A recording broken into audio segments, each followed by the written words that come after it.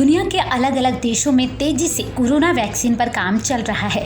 Corona vaccine पर तेजी से काम करने की रेस में जहां कई देशों के वैज्ञानिक अपने अपने तरीके से शोध कर वैक्सीन का ह्यूमन ट्रायल कर रहे हैं और जल्द से जल्द इसे मार्केट में लाने की तैयारी कर रहे हैं, इसी बीच एक भारतीय वैज्ञानिक ने नई वैक्सीन बना लेने का दावा किया है।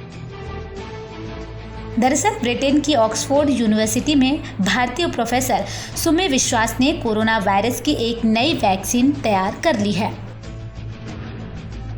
एक रिपोर्ट के मुताबिक दुनिया की सबसे बड़ी वैक्सीन उत्पादक कंपनी SII यानी सीरम इंस्टीट्यूट ऑफ इंडिया के साथ साझेदारी के तहत इस वैक्सीन का ह्यूमन ट्रायल ऑस्ट्रेलिया में शुरू हो गया है।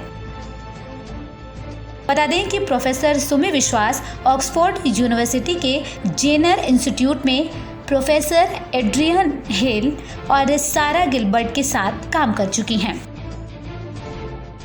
बताया जा रहा है कि प्रोफेसर एड्रियन हिल और सारा गिलबर्ट की ओर से तैयार की गई कोरोना वैक्सीन फिलहाल ट्रायल के आखिरी चरण में है।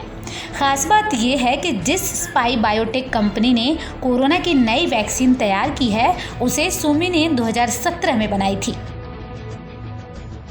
वहीं स्पाई बायोटेक कंपनी की एक्सपेरिमेंटल कोरोना वैक्सीन के ह्यूमन ट्रायल फेज 1 और 2 ऑस्ट्रेलिया में शुरू किए गए हैं। ऑक्सफोर्ड की प्रोफेसर और कंपनी की CEO सुमे विश्वास ने कहा कि दोनों फेज के ट्रायल के दौरान कई सौ लोगों को वैक्सीन की खुराक दी जाएंगी।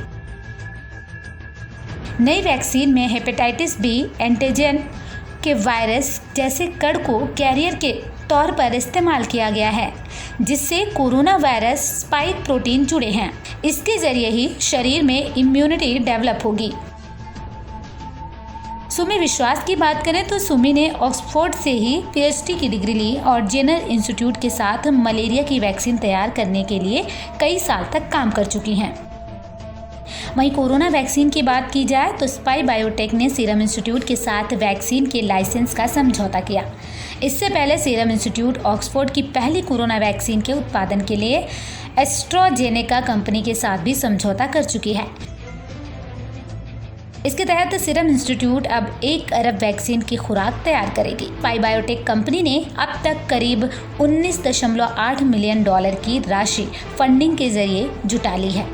ऑक्सफोर्ड साइंसेज इनोवेशन और जीवी की ओर से ये फंडिंग की गई है।